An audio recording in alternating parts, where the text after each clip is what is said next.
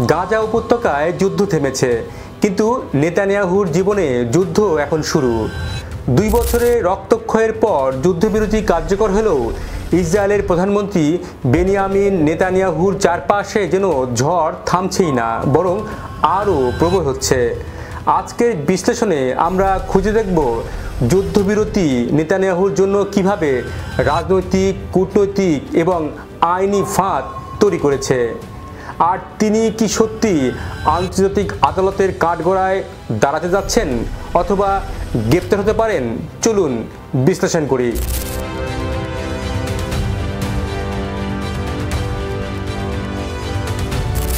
গাজায় ইসরায়েলি অভিযান শুরু হয়েছিল হামাস ধ্বংস করার নামে, কিন্তু শেষ পর্যন্ত যুদ্ধবিরতি মানতে হয়েছে ওয়াশিংটনের তীব্র চাপে। সাবেক ইসরায়েলি রাষ্ট্রদূত আলোন পিনকাস বলছেন, এই যুদ্ধবিরতি ছিল সাজানো নাটক। হোয়াইট হাউস স্ক্রিপ্ট লিখেছে, নেতানিয়াহু শুধু সংলাপ বলেছেন। বিশ্লেষকরা মনে করছেন নেতানিয়াহু যুদ্ধটিকে নিজের রাজনৈতিক ঢাল হিসেবে ব্যবহার করেছিলেন, যাতে দুর্নীতির মামলাগুলো আড়াল করা যায় আর নিরাপত্তা নায়ক হিসেবে নিজেকে তুলে ধরা যায়। কিন্তু এখন যুদ্ধ শেষ, ঢালও ভেঙে পড়েছে। আজকের পৃথিবীতে ইসরায়েলের অবস্থান অতীতের যে কোনো সময়ের চেয়ে নিঃসঙ্গ। গাজায় ইসরায়েলি বোমায় নিহতের সংখ্যা পেরিয়েছে ৬৭,০০০। খাদ্য অবরোধে হাজার হাজার শিশু অপুষ্টিতে মারা গেছে। বিশ্বের চোখে এই যুদ্ধ পরিণত হয়েছে মানবিক বিপর্যয়ের প্রতীক হিসেবে। জাতিসংঘ, ইউরোপীয় ইউনিয়ন, এমনকি মার্কিন কংগ্রেসের ভেতরেও এখন ইসরায়েলের বিরুদ্ধে তীব্র সমালোচনা চলছে। আর নেতানিয়াহু নিজে হয়ে উঠেছেন সেই নিঃসঙ্গতার প্রতীক। নেতানিয়াহু এরই মধ্যে সুপার স্পার্টা নামে একটি ধারণা তুলে ধরেছেন, একটি যুদ্ধকেন্দ্রিক, কূটনৈতিকভাবে বিচ্ছিন্ন রাষ্ট্র গঠনের স্বপ্ন নিয়ে। কিন্তু ইসরায়েলি বিনিয়োগকারীরা তাতে আতঙ্কিত। তেল আবিব স্টক এক্সচেঞ্জের সূচক ধসে পড়েছে। ইসরায়েল বিজনেস ফোরাম এক বাক্যে বলছে, আমরা স্পার্টা নই। এজন্য বিশ্ব থেকে স্বেচ্ছা বিচ্ছিন্নতার ঘোষণা, যা নেতানিয়াহুর রাজনৈতিক বিচ্ছিন্নতাকে আরও গভীর করেছে। নেতানিয়াহুর সবচেয়ে বড় শক্তি ছিল তার জোট সরকার, কিন্তু এখন সেই শক্তিও হতে পারে তার দুর্বলতা। অর্থমন্ত্রী বেজালেল ও জাতীয় নিরাপত্তা মন্ত্রী ইতারাম বেন গভির দুজনেই যুদ্ধবিরতির বিরোধিতা করেছেন। তবু তারা এখনও জোটে আছেন, কারণ নেতানিয়াহু জানেন ওদের হারালে সরকার আর টিকবে না। এই চাপ সামলাতে নেতানিয়াহু আনছেন এক বিতর্কিত আইন, যাতে ধর্মীয় শিক্ষা প্রতিষ্ঠানের ছাত্রদের সেনায় যেতে না হয়। এতে অতি গোড়া দলগুলো খুশি হবে, জোট টিকে থাকবে। কিন্তু এই সিদ্ধান্তে সাধারণ ইসরায়েলিরা ক্ষুব্ধ, কারণ দেশের তরুণরা যুদ্ধ করছে আর ধর্মীয় শিক্ষার্থীরা ছাড় পাচ্ছে।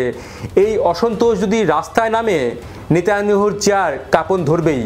এবার আসুন সবচেয়ে ভয়ঙ্কর আশঙ্কা, আইসিসি ও আইসিজে প্রসঙ্গ। 2024 সালের নভেম্বরে আন্তর্জাতিক অপরাধ আদালতে নেতানিয়াহু এবং তার প্রতিরক্ষামন্ত্রী ইয়োব এর বিরুদ্ধে যুদ্ধাপরাধের অভিযোগে আন্তর্জাতিক গ্রেপ্তারি পরোয়ানা জারি করা হয়েছে। একই মামলায় ছিলেন হামাস কমান্ডার মোহাম্মদ দেইব, যাকে ইসরায়েল পরবর্তীতে হত্যা করে। অন্যদিকে আন্তর্জাতিক বিচার আদালত ইসরায়েলের বিরুদ্ধে জাতি হত্যার মামলা শুনছে। যদি দোষী সাব্যস্ত হয়, ইসরায়েল রাষ্ট্র নয়, বরং নেতানিয়াহু হবেন অন্যতম দায়ী। এই মামলাগুলোর রায় আসতে সময় লাগবে, কিন্তু আদালতের প্রতিটি শুনানি ইসরায়েলের কূটনৈতিক বিচ্ছিন্নতাকেই বাড়াবে এবং নেতানিয়াহুর ব্যক্তিগত ঝুঁকিকে রূপ নেবে আইনি বিপর্যয়ে। নেতানিয়াহুর আরেক স্তম্ভ ডোনাল্ড ট্রাম্প, কিন্তু সেই স্বস্তিও এখন ফাটল ধরেছে। ট্রাম্প 2021 সালে রেগে গিয়েছিলেন, কারণ নেতানিয়াহু খুব তাড়াতাড়ি জো বাইডেনকে অভিনন্দন জানিয়েছিলেন। তখন থেকেই তাদের সম্পর্ক শীতল হয়ে যায়। 2025 সালে মে মাসে ট্রাম্প নাকি নেতানিয়াহুর সঙ্গে যোগাযোগ বন্ধ করে দেন, কারণ তার ধারণা নেতানিয়াহু তাকে ব্যবহার করছেন নিজের রাজনৈতিক বাঁচার জন্য। আরও বড় ঘটনা ঘটে দোহায়। যখন ইসরায়েল হামাস আলোচকদের উপর বোমা ফেলে, ট্রাম্প প্রকাশ্যে ক্ষোভ দেখান, ওই লোকটা আমাকে ধোঁকা দিচ্ছে। যুদ্ধবিরতির সময় ট্রাম্প বলেছিলেন, আমি না বলা পর্যন্ত ইসরায়েল গাজায় ঢুকবে না। অর্থাৎ ট্রাম্প এখন শুধু সমর্থক নন, তিনি নেতানিয়াহুর রাজনৈতিক নিয়ন্ত্রক হয়ে উঠেছেন। আর যদি আবারও কোনো সংঘাত শুরু হয়, ট্রাম্প হয়তো প্রথমেই নেতানিয়াহুকেই ত্যাগ করবেন। 2023 সালে 7 অক্টোবর ইসরায়েলের ইতিহাসে সবচেয়ে ভয়ঙ্কর দিন। হামাসের আকস্মিক হামলায় নিহত হয় 1139 জন, জিম্মি করা হয় 250 জনকে। তদন্তে বেরিয়েছে ইসরায়েলের সেনা এবং গোয়েন্দা সংস্থা দুটি ব্যর্থ ছিল।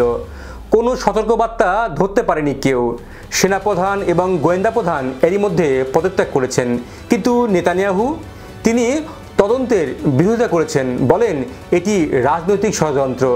এখন ইসরায়েলের সর্বোচ্চ আদালত নির্দেশ দিয়েছে 30 দিনের মধ্যে সরকারকে জবাব দিতে হবে। তদন্ত ঠেকানো আর সম্ভব নয়। যদি তদন্ত প্রমাণ হয় সরকারের অবহেলায় এমন হামলা ঘটেছে, তাহলে দায় সোজা গিয়ে পড়বে নেতানিয়াহুর কাঁধে। নেতানিয়াহুর বিরুদ্ধে চলছে 3টি দুর্নীতি মামলা। অভিযোগগুলো হলো ঘুষ, প্রতারণা এবং আস্থাভঙ্গ। যুদ্ধ চললেও বিচার থেমে নেই। প্রতিদিন আদালতে সাক্ষ্য হচ্ছে। তার আইনজীবীরা সময় চাইছেন জাতীয় সংকটের অজুহাতে, কিন্তু এখন যুদ্ধ শেষ, অজুহাতও শেষ। নেতানিয়াহু দোষী প্রমাণিত হলে তার সর্বোচ্চ 10 বছরে জেল হতে পারে।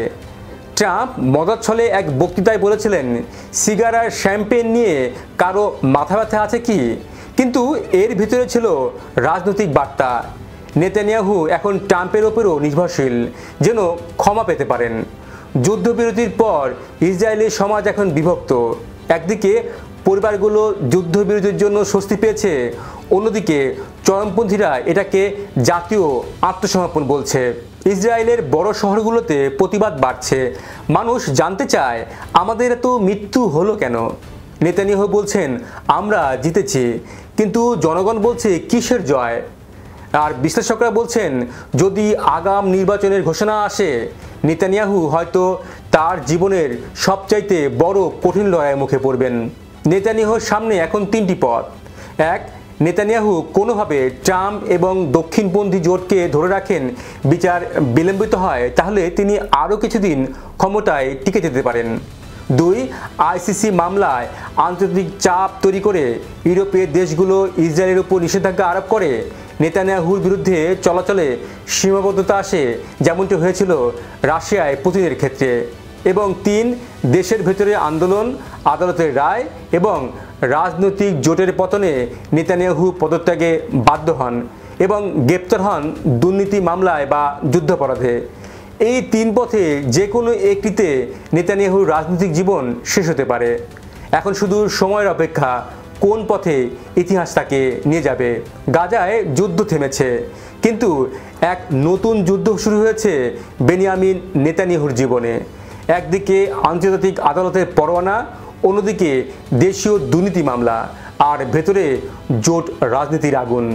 তিনি একসময় বলেছিলেন, ইসরায়েলকে রক্ষা করতে আমি একাই যুদ্ধ করব।